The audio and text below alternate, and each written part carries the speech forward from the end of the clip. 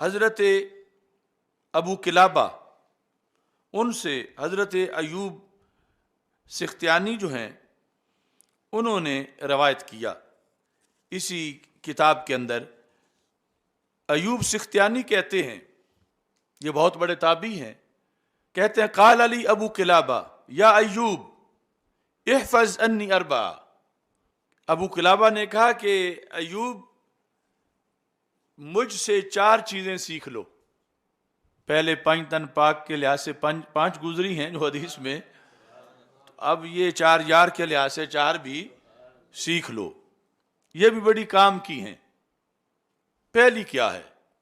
چونکہ ایوب سختیانی بھی وقت کے بہت بڑے امام تھے، تو کہا لا تقولن فی القرآن برأیک، قرآن کے بارے میں کبھی اپنی رائے پر عمل نہ کرنا، یعنی تفسیر بالرائے نہ کرنا، اپنی مرضی سے قرآن میں اپنی مرضی نہ چلانا.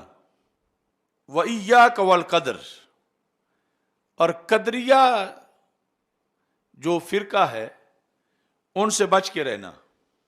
وَإِذَا ذُكِرَ أَصْحَابُ مُحَمَّدٍ صلی اللہ علیہ وسلم فَأَمْسِكْ، اور جب اصحاب رسول صلی اللہ علیہ وسلم کا ذکر آئے تو زبان کو سنبھال لینا، یعنی کسی طرح کی کبھی بھی کوئی بے احتیاطی نہ کرنا، عام نہ سمجھنا کہ چلو بول لیں. یہ امساک ہے، یعنی شان تو بیان کرو مگر کبھی اگر کوئی تجھ سے کہلوانا چاہے یا اس طرح کی کوئی بات کرتا ہے، کوئی ویک پوائنٹ لانا چاہتا ہے تو اپنی زبان فوراً بند کر لو.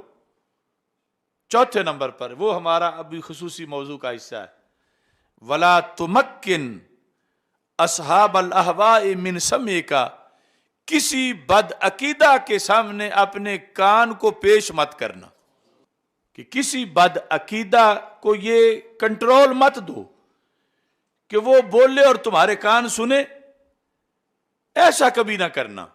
یعنی ایوب سختیانی جیسے امام جو ہیں ان کے لیے تو یہ پابندیاں تھیں اور پابندیاں انہوں نے سمجھی، اور آج چھوٹے چھوٹے جو ہیں وہ کہتے ہیں جدھر سے جا کے ہم جو کچھ کرتے پھریں. تو کہا کہ اصحاب احوا کو کبھی بھی تم اپنے کانوں پر تمکین نہ دو، یعنی انہیں یہ موقع نہ دو کہ وہ بولیں اور وہ بولا ہوا تمہارے کانوں میں داخل ہو. ان سے اپنے آپ کو ہمیشہ جو ہے وہ بچا کے رکھنا.